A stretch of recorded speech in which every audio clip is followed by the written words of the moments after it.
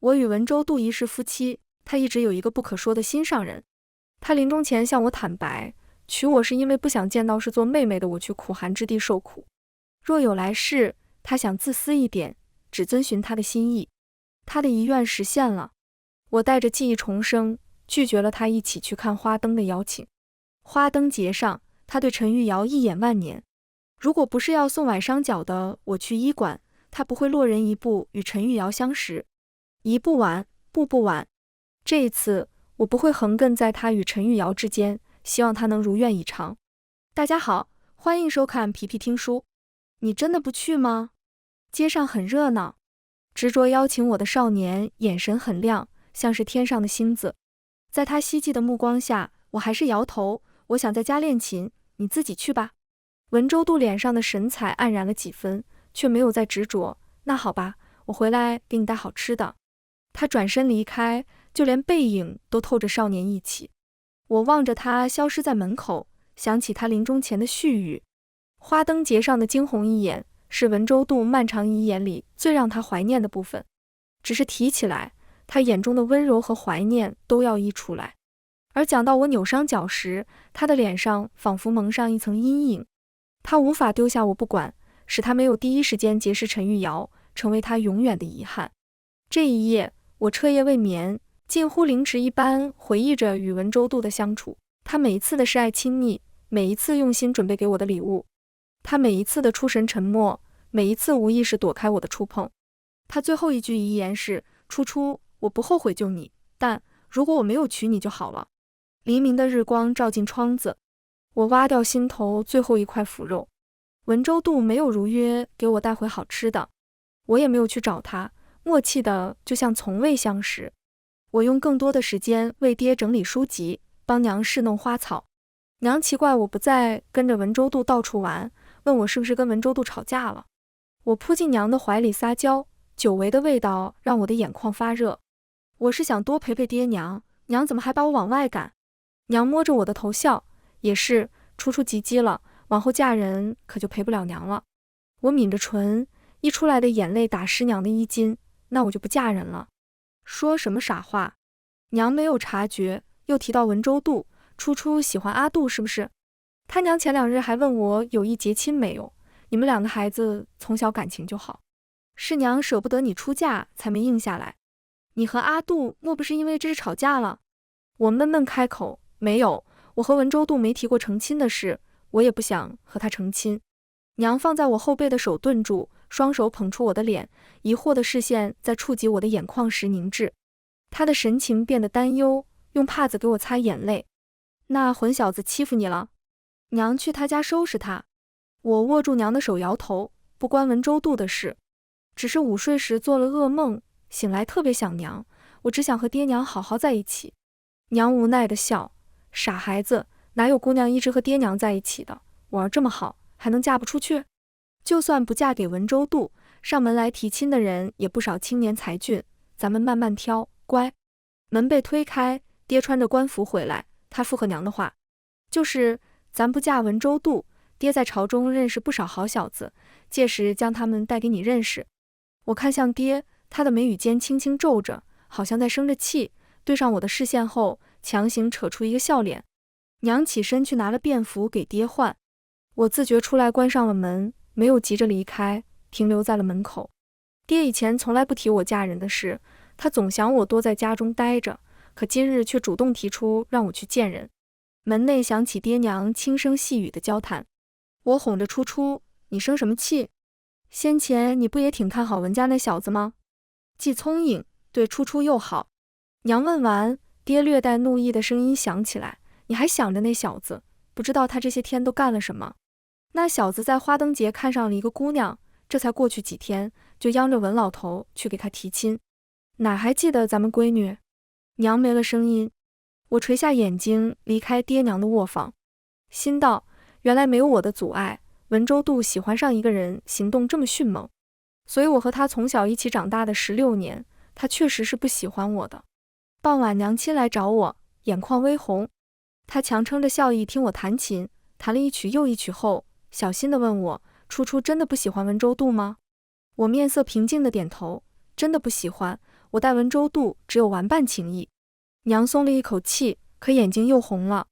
她偏过头，用帕子擦了擦眼睛，转头用掩饰哽咽的嗓音说：“那娘为初初准备相看好不好？原先我们与文家知根知底，不用着急。现在若要给你找个好夫君，可得用心着来。”我想拒绝，我想和娘说一辈子不嫁人，可看着娘泛红的眼睛，我沉默地应下来。娘笑着摸了摸我的头，随即离开了我的卧房。第二日晌午，娘就给我带来了一沓画像。娘在爹面前总是温柔娴静，仿佛没有脾气，可在这些画像面前，她叹了一口又一口的气。我不想听她难过，我与文州度没有以后，她比我还要伤心。我指了一张画像，娘，我想见见这个人。娘来了些精神，对着画像犹豫。这个官居五品，长相是不错，只是家中一母在病中，也不富裕，他性情又冷清，一生仇家，你嫁过去怕要受苦。我看着画像上的脸，就见见吧，万一有缘呢？娘蹙着眉头，盯着我看好一会儿，终是点了点头，吩咐下人去安排。等到陈淑妍休沐，我和他去了约见的茶馆。他比画像上还要清俊，只是脸上带着些疲惫。他看到我时怔了一会儿，我轻咳一声，他回神向我作揖。我们在茶桌两边坐下，侍女倒茶，他在对面一直垂着眼，不往我这看一眼。我也不出声，两个人枯坐着。他先忍不住开了口：“欲使千金先自玉貌，更应良人来配，某配不上。”他大约是拒绝不了我爹，被迫来的这一趟。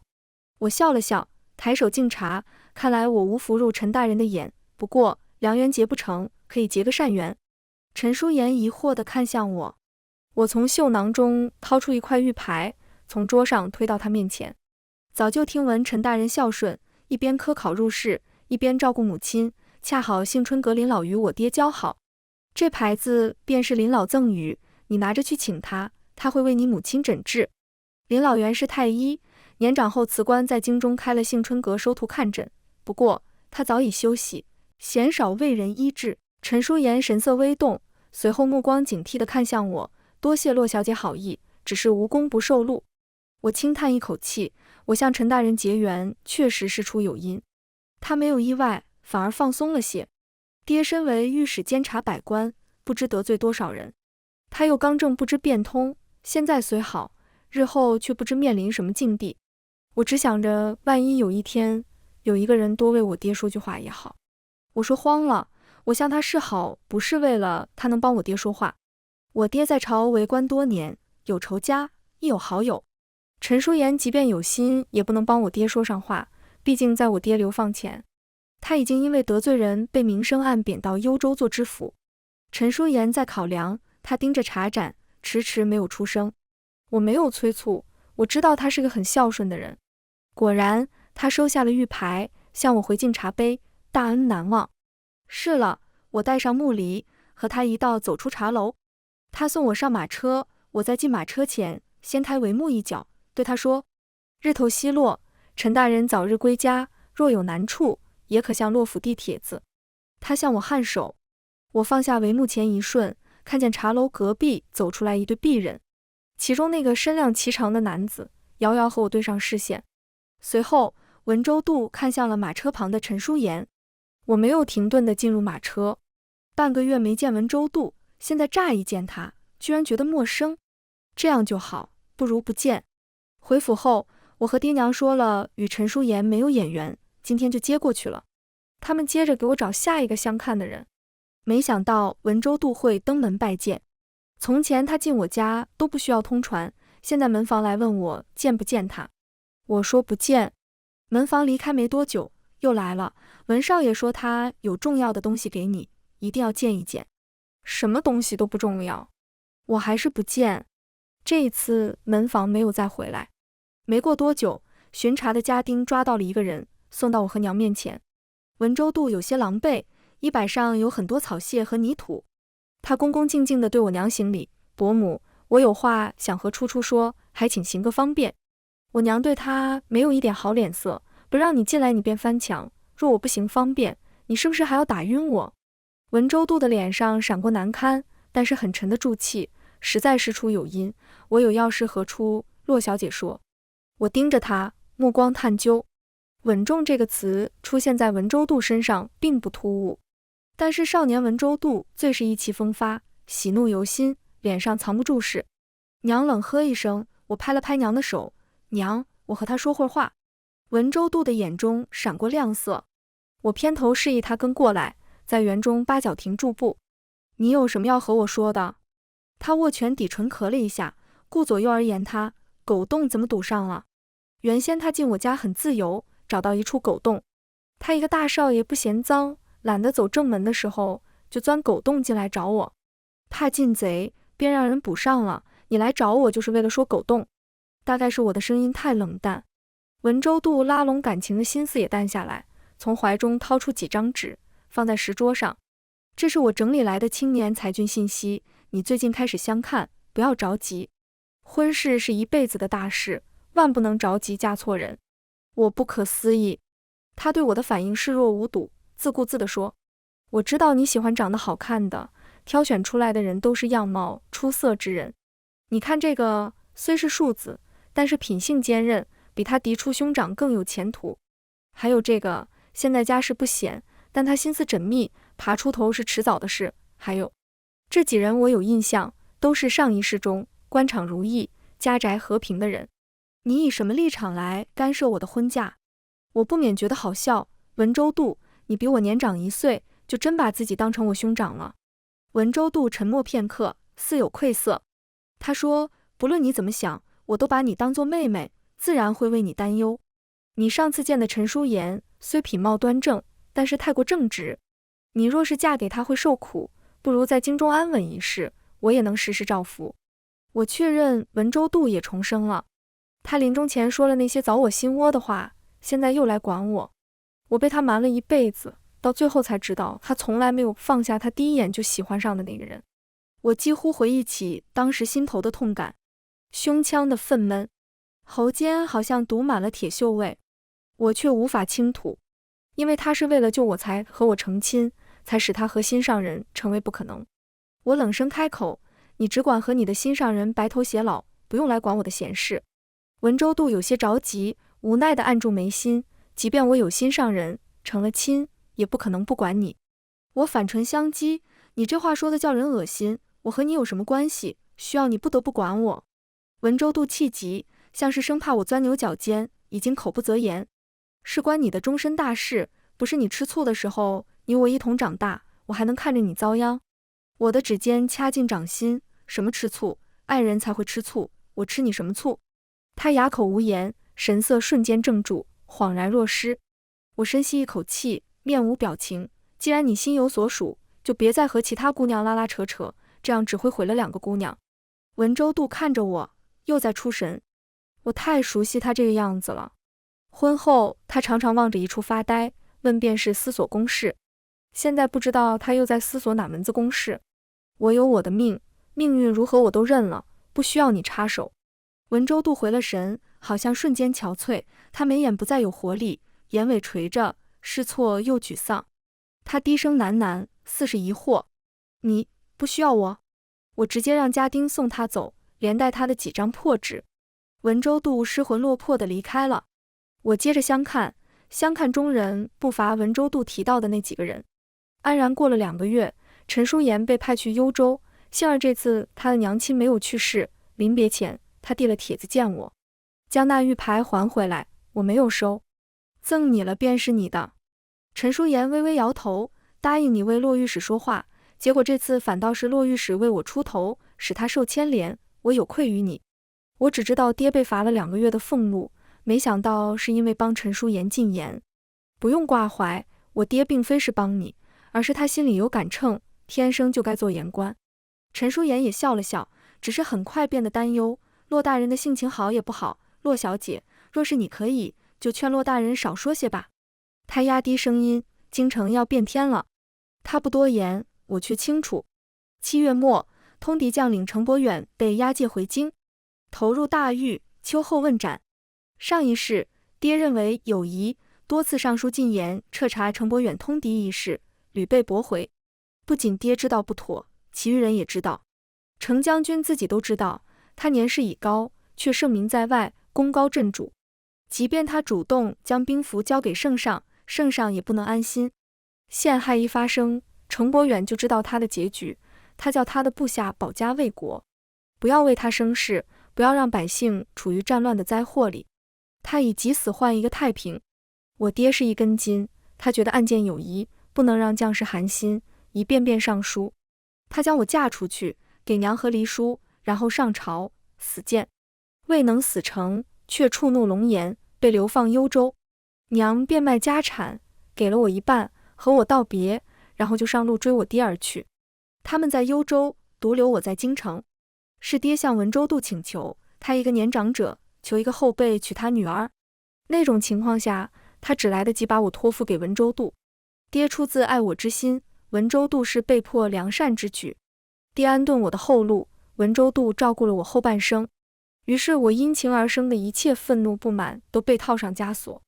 我怨不了任何人，叫我心中有苦难言。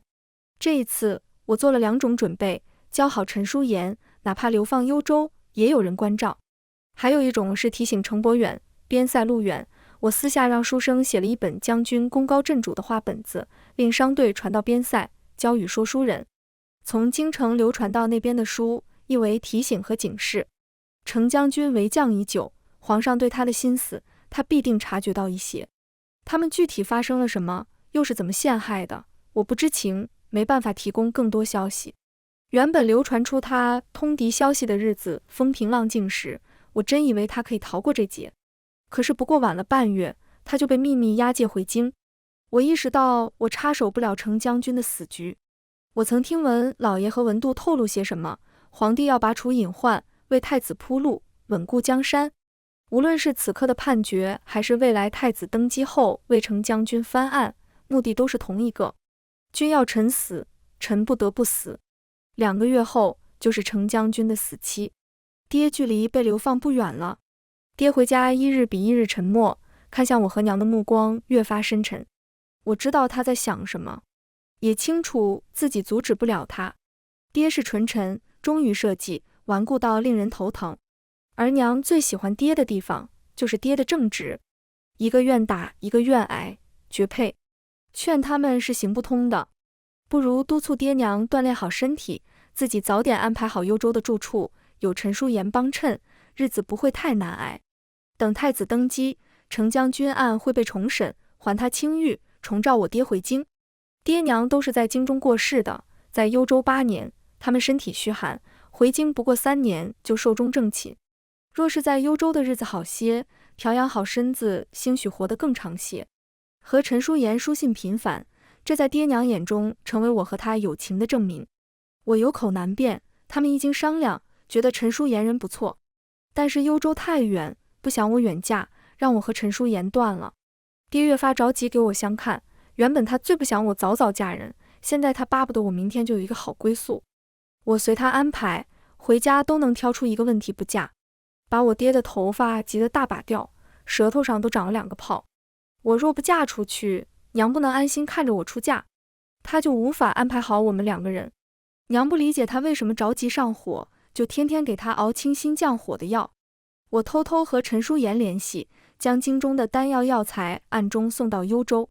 寄信被爹抓了个现行时，他气得扶墙，那么个一根筋的小子，你看上他什么？我轻咳一声，倒不是看上他，只是觉得他有爹的风范。爹欲言又止，双手背过身去，挺直腰板想要教训我，却又欲言又止，气氛尴尬起来。我等着爹教训我，爹不知怎么教训我。娘扑哧笑出来，我们处眼光跟我一样好。爹哼了一声，转身去书房。我和娘在他背后偷笑。就在此时，门房来通传：夫人，小姐。门房的面色说不出的奇怪，文家人来提亲了。我疑心自己听错了，下意识去看娘。娘也一脸疑惑。大门外已经围了许多人，文老爷带着媒人，身后小厮抬着聘礼。文州度站在文老爷身侧，垂眸敛声。娘端起皮笑肉不笑，没有请人进门，直接问文老爷这是什么意思。文老爷笑容有些许牵强，应当也记着之前的事，楚楚长大了，我来替我这不争气的儿子提亲。娘瞥一眼文州度的脸色，原来是提亲来的，我看文公子这脸色，还以为是来求医的。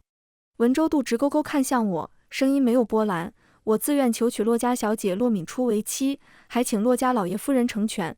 爹从书房过来，站到娘的身侧，对文老爷说：“来迟了啊，你们。”爹笑呵呵开口：“我家姑娘的婚事已经许给旁人了。”文州度脸上的血色顷刻间消失，他的声音因急促而破嗓：“她要嫁给谁？”爹扫了他一眼，自是个好人，用不着你为初初的婚事操心了。文州度满脸不可置信，错愕地看向我。文老爷面上无光，用力拉扯他回去，却没有扯动。爹让媒婆回去，聘礼留在门外，他请文老爷进去叙旧喝茶，边请边说：“早就听说阿杜中意了一个姑娘，怎么到现在还没喜讯？阿杜年纪也不小了，你别拦着，你就别想着初初做你儿媳了，他心里有主意着呢，我管不住。”文老爷一副有苦肚里吞的憋屈模样，娘也配合着我爹，顺嘴请了文州度进来。你和初初是从小玩到大的，等她嫁人，你们基本就不能见面了。我跟在娘的身后，感觉到文州度的目光一直在我身上。在我跨进正厅前，手腕被人拉住，文州度将我拉去了别处，停在僻静的地方。我抽回手，等他开口。他迟迟不说话，我没了耐心，主动问：“你不是新月陈小姐？”花灯节分开之后，我的关注点都在我的家人身上，对他们的事情没有打听，知道的可能还没有我爹娘多。按照文州度对陈玉瑶心心念念一辈子的程度，他怎么还会来向我提亲？文州度哑声开口，我也以为我会和他在一起。我坐到石栏上，心态平和。是啊，我都听说了，你在花灯节上对他一见钟情，后面更是让伯父提亲，多次邀他出来游玩，我以为你会比我早成亲。文州度抬眼看向我：“初初，你一点都不在意吗？”我的声音有多轻松，他的语调就有多沉重。我笑了笑：“在意什么？你拿我当妹妹，我也是拿你当兄长，兄长娶亲，我当然是祝福的。”文州度闭上眼，面上有痛苦之色：“不是的。”“不是什么？”他深吸一口气：“我不是拿你当妹妹。”这话说得很坚定，和他当初说拿我当妹妹一样坚定。他忽而弯腰，两手握住我的胳膊，正色对着我的眼睛：“初初，你该同我成亲的。”我敛了笑意：“那陈小姐呢？”文州度不假思索：“她有她的姻缘，但她的姻缘不是我。”我愣了一下，我知道那日花灯节不止文州度喜欢上陈玉瑶，还有一个男子。那男子也不错，在文州度送伤了脚的我去医馆的时候，那男子已经主动结识陈玉瑶。文州度再去找陈玉瑶时，他的心里已经留下了另一个人的影子。所以上一世文州度迟了一步，这一次没有我的存在，他也迟了吗？你是在陈小姐那里碰了钉子，所以又想起我来了？不是，是我有不得不娶你的理由。文州度立刻否认，正色无比：“初初，你信我，我知道伯父伯母日后会被流放幽州，你只有嫁给我才能继续留在京城，我们照旧白头到老。”我啊了一声，没什么感情的反问：“这么为我葬送你的姻缘，难怪你刚刚的脸色那么难看。”文州度的神情一僵，眸中闪过纠结，却没有反驳，而是说：“为了你，这不算什么。刚刚骆伯父说你已经许了人家，是谁？在京城吗？人可靠吗？”我没有回答他的问题，而是问：“你怎么知道我爹娘会流放幽州？你同我成亲，你和陈小姐不就再也没可能了？”文州度微垂眼眸：“你可能不相信，初初，我是重生来的。伯父会因为程伯远上书而触怒龙颜，伯母随他去幽州，而你事先嫁给了我，才免去一难。至于陈小姐，终究是我和她有缘无分。”我不由笑：“不用委屈你的姻缘，我愿意去幽州。”他皱眉：“别胡闹，苦寒之地岂是儿戏？我也和他坦白，你觉得你和我如今形同陌路，仅仅是因为你选择避开我吗？”他怔了一怔：“我轻审，我也在避开你，文州度，我希望你能实现你的遗愿。”文州度的脸色比方才在府门口时还要难看，他茫然地看着我：“遗愿？是，这一次你不用为我牺牲什么，我不会成为你的负累。”文州度整个人失了魂儿，呆呆地看着我，他不自觉向前2步：“辩解，不是的。他抓住我的手腕，我不要你帮我实现什么愿望，初初，我们像上一世那样就好了，我乐意的。如果你乐意的话，你刚刚提亲的时候就不会是那样的脸色了。我那样只是因为他急于辩解，却又有口难言似的。我抽回自己的手，好了，我们就到这一步了。我转身往正厅走，他在我的身后呢喃提问，你不爱我了吗？我听见了，但没有回答。他上辈子娶我是他善良，这辈子我不嫁给他是我善良。至于他问的这个问题，我决定等到我要死了再告诉他，但我应该会活得很久。他去世时40岁，他咽气后，我也服了毒。那时不知道是心痛还是腹痛，只记得满嘴的血和满脑子的他一辈子都另有所爱。这辈子我想要一个善终。爹不再逼我相看，在等谁的信，过不了几天就问家丁有没有他的信件。这段期间，我去了杏春阁，帮林老的弟子打下手，借阅了许多他们的医理手札。林老的弟子都医术扎实，看在我爹的情面上，他们愿意指点我一些。去往幽州，最让我担忧的事便是爹娘的身体，长途跋涉，环境恶劣。纵然知道按照上一世轨迹他们都不会有事，但我还是担忧。我忙得不着家，爹还在魏城将军四处奔走，家中只有娘一人。他感觉到不对劲，我尚且如旧，但是爹却对他冷淡不少。连着好几日，爹直接宿在了书房。私下里，他来问我知不知道爹在忙什么。我直接将他拉到爹面前，爹正在写什么东西。看见我们进来愣了一下，下意识将正在写的东西盖住。我眼疾手快，将那张纸抽出来，洋洋洒洒的大篇幅，越写到后面字越小。但是不论写多少，这都是和离书。娘顿时红了眼，撕了这张，扇了爹一巴掌。骆九安，你想干什么？爹捂着脸和离。他又挨了娘一巴掌。我默默后退，听到娘怒吼，你再说一遍。爹不说话了。我问他，和离也要有理由，爹，为什么？爹捧着两边受伤的脸，深深叹了口气，我自然是有理由的。说。娘怒目而视。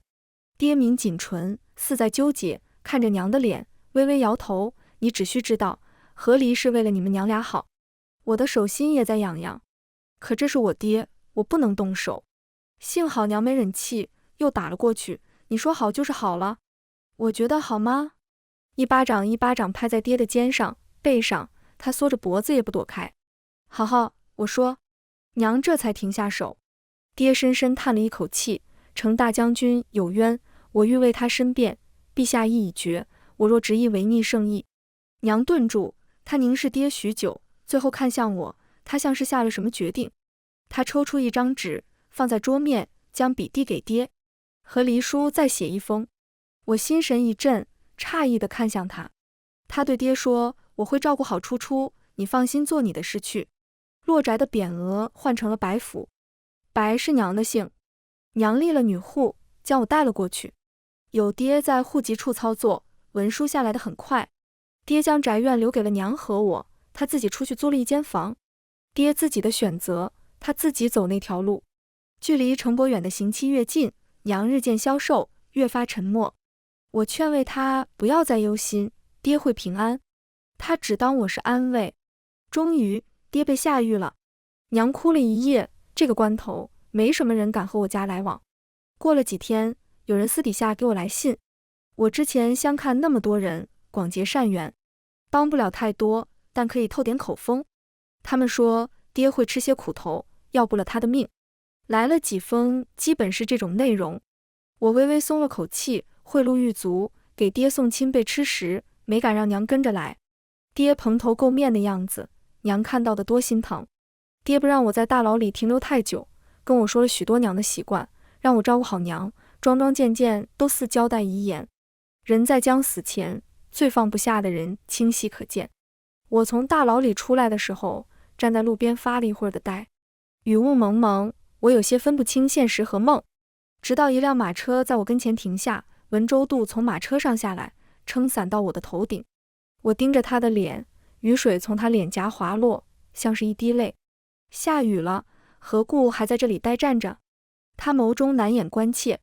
我恍然惊醒，收回视线，走出他的伞底，打开自己的伞。文州渡跟在我身侧，难道你真想去幽州那样贫苦的地方？你的身体怎么受得住？我心不在焉的回应，爹娘都可以，我怎么不行？手腕被抓住，我被迫停下。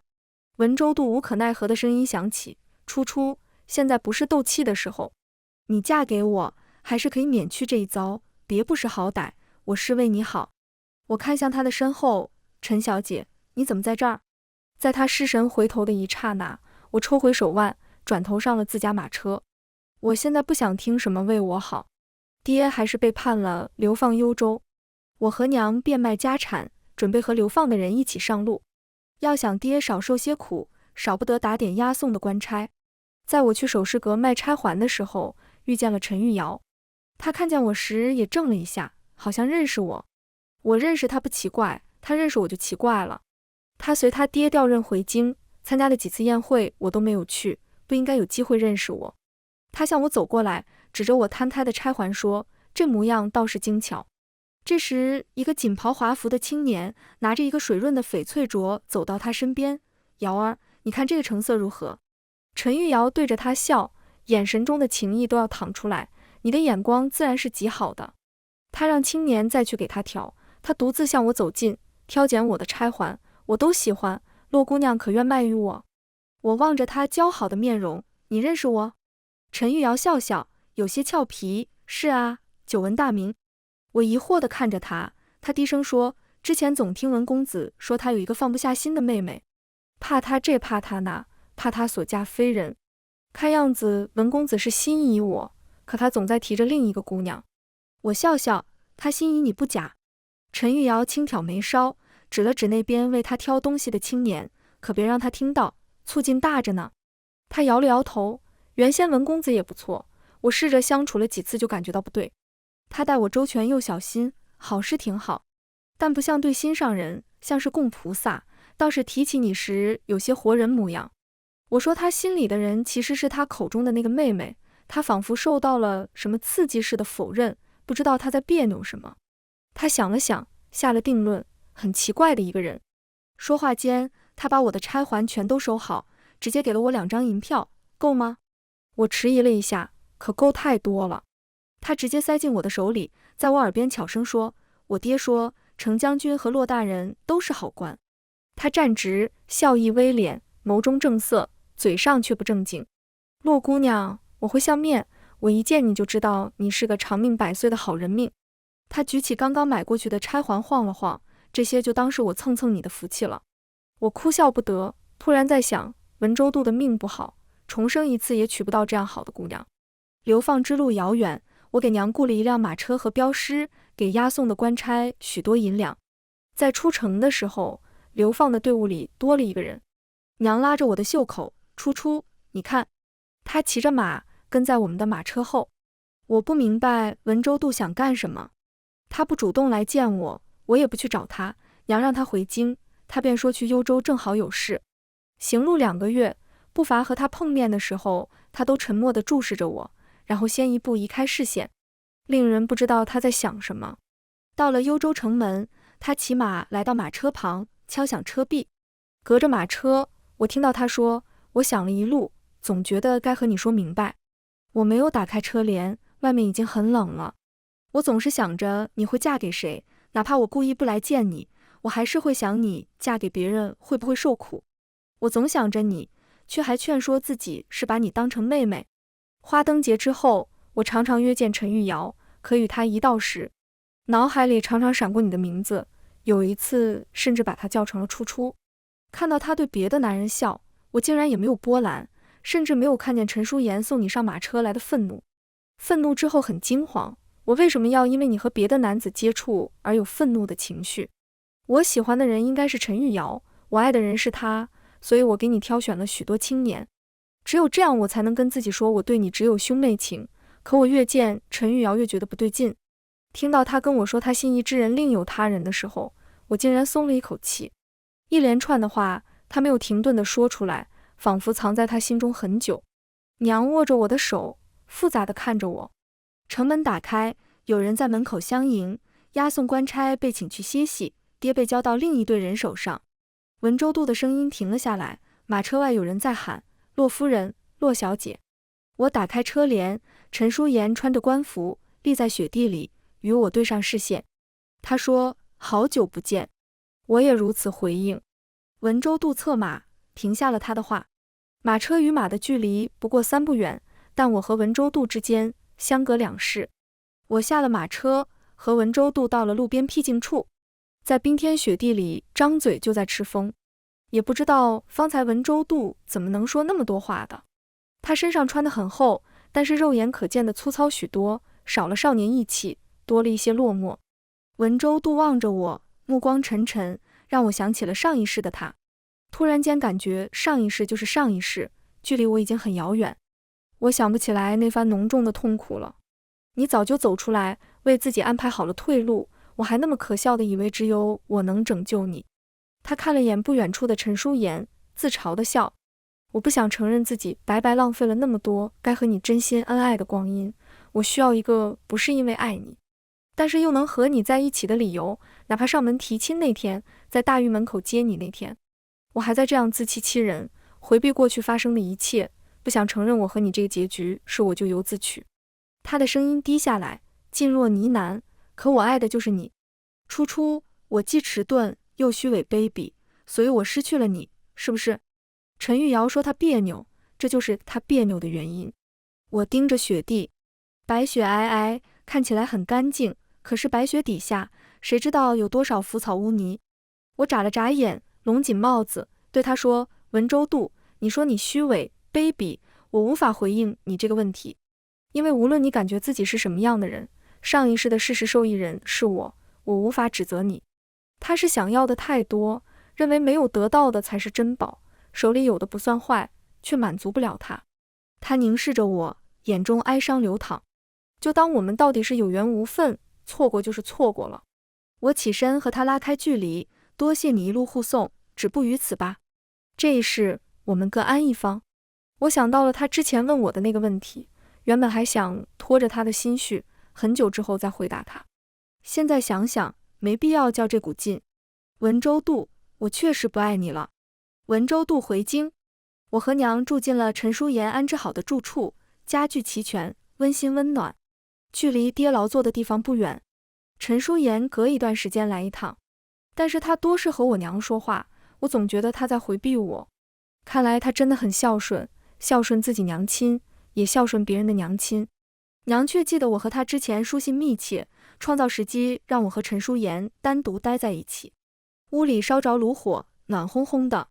娘在厨房和厨娘做菜，她不让我帮忙，让我招待陈淑妍。我拿出干果给她吃，她做的端端正正，好像背后抵了一把尺子。她还是不看我。